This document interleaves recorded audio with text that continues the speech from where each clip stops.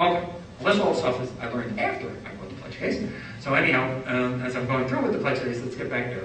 So I go and I lose at the district court level, and then it goes to the Court of Appeals, and I have no idea how you go to a Court of Appeals. I don't know what's going on there. Turns out they have a clock. You get 20 minutes to speak. Each side gets 20 minutes. I don't need this stuff. I find this out. And you go in this, you get a 3-judge panel. Out of the many judges in the circuit, our circuit has about 25 or 30 judges. You get 3. And so, there's one judge that I knew about, Reinhardt, which some of you may know about. His wife is the president of some ACLU organization. And he clearly, you could read through decisions of the judges, and I went through and started reading some of them. And his opinions in the past, there was no doubt that I got him, he'd be on my side. And so I was praying every night.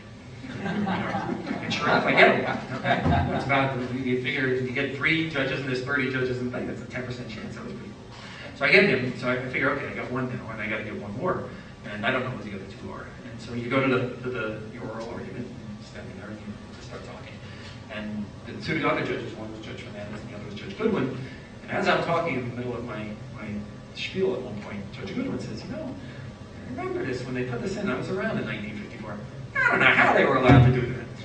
Reinhardt Goodwin? I'm in. I knew I was. So I knew I was going to win. It was a pretty cool case. So you go, and so I won there. And then, as I said before, since I won that case, if I had lost it, I would have asked the Supreme Court to hear it. There was a 99% chance you don't have it, and I never would have gotten heard. But because I won it went to the Supreme Court, and for reasons we won't get into today, I lost it. Okay? But I will say that when Mel said, I brought the case on behalf of my daughter, that's not quite true.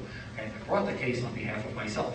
If you read my complaint, I said, an American citizen, have a right.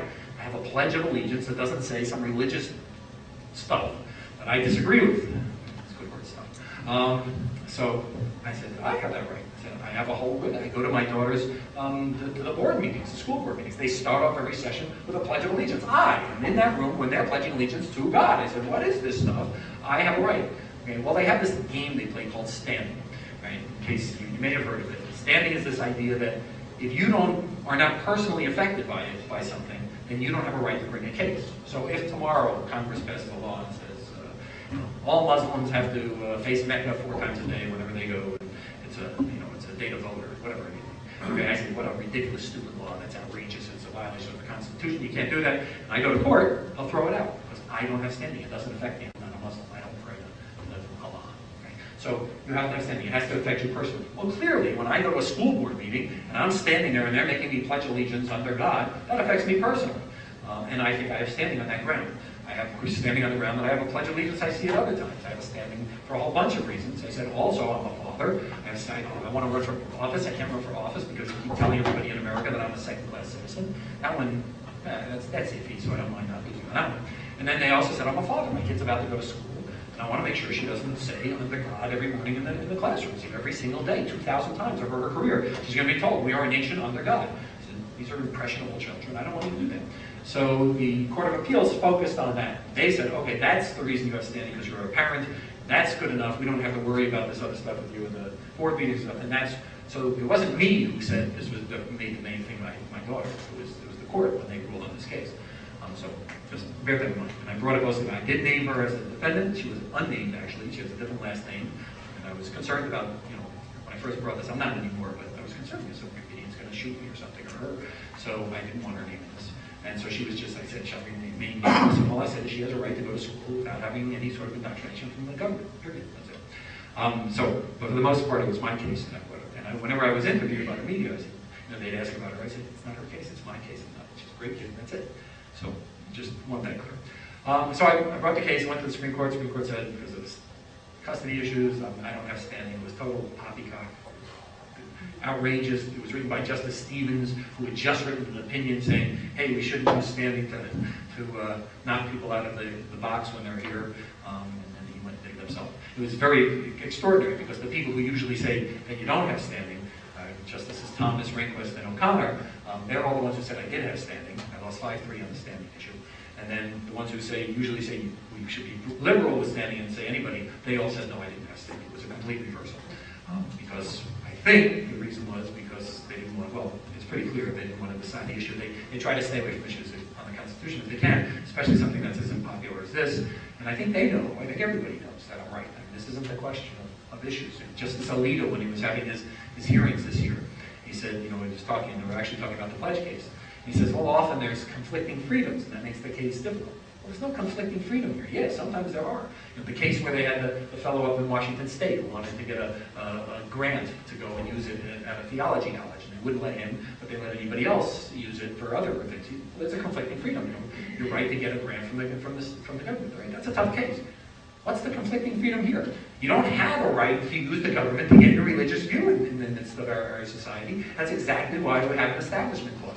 So it's not like you have the right to do this. You have no right. We specifically don't have that right. The only right you have is to not have government take a position in terms of religion. So this is a real easy case. I think everybody knew that, but the judges said no, justices said no, and threw it out because they didn't want to hear it. So it came out. As soon as they threw it out, I said, great. Now I'm more experienced. Now I know all the stuff that I just told you about. I'm going to be much better. I'm going to get somebody else to do it. So I got somebody else and did it. Filed the case immediately, and that case went back, and I filed it in January of 2005, so just a little over a year ago. I went to the district court. The district court ruled that he was still bound by the opinion of the Ninth Circuit, because remember, it was reversed on standing grounds. The Supreme Court never said anything about the merits decision of the Establishment Clause in terms of what they said that it violates the Constitution. So he said, I'm still bound by what they said. Newdow, you win, which is a bad thing. You don't want to win. Remember that Gala case, right? What happens is when you're the winner, right, you get to, when you're the loser, sorry, you get to bring the first brief, okay, in the Court of Appeals. You lose at the district court, you were the appellant, you're the person who goes to the Court of Appeals. You say, hey, I want to appeal, and you file a brief. Then they file a brief against you. You get 14,000 words per brief. And then you get the last brief. You get another 7,000 words. It's great to lose in the district court. You don't want to win there. You know, sometimes you do want to win if there's a factual issue, because the Court of Appeals has to go with whatever the lower court says in terms of facts. When it's just a question of law, like this case, then the Court of Appeals doesn't care what the lower court says. It means nothing. That Court of Appeals is going to rule on its own. And so it's a great advantage to lose in the lower court and then come back. And you probably, some of you may have heard that I just brought the In God We Trust case, and I lost at the district court. And everybody said, oh, no, Newdow, terrible to the other side. You lost, crushing blow. It's the best thing in the world that could have happened. I'm thrilled that I lost, because now I'm going to be the appellant. I get the first brief, they get a brief back, and I get the last brief. I get the extra 50% of the words, and I get the first and last word. So it was a great thing. We'll talk a little bit more about that in a second. So anyhow, so I brought the Pledge of Allegiance case back, one in the district court, and that's on appeal right now. As a matter of fact, right this very minute, as soon as I leave here, I'll be back and writing my brief. The governmental defendants filed since they lost, now they're the appellants. I'm in the bad position here. They filed their appellant's brief just at the beginning of June. My brief in response is due on July 3rd. They'll have a reply brief. They get the advantages now. And then they'll hang around the Court of Appeals. They wait about 9 months before they tell you, okay, we'll have oral argument, and you go and you have the oral argument. And then about 4 months or so after that, they'll come out. So we're talking about, it's not going to be till about this time next year until we hear from the Ninth Circuit on that case again, somewhere around there. So that's the Pledge of Allegiance case. Anyone have any questions on that before I continue on the other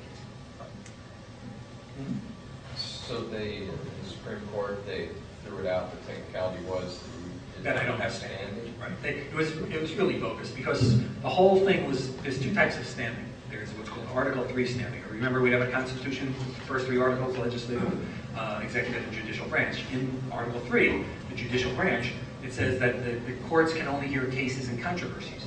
And the Supreme Court, talk about judicial activism. A long time ago, they said, oh, well, what's a case or controversy? It seems to me like this is a case or controversy by any definition, not by the Supreme Court's definition. They say case or controversy requires the standing things. Right? So if you don't have Article 3 standing, then the judiciary, no court has power to even hear this case. Okay? So if they had said that I didn't have Article 3 standing, then there would have been no question. All of the stuff the Ninth Circuit did was poop, it doesn't matter for beans, and the lower court would not have said, okay, I have to follow the Ninth Circuit.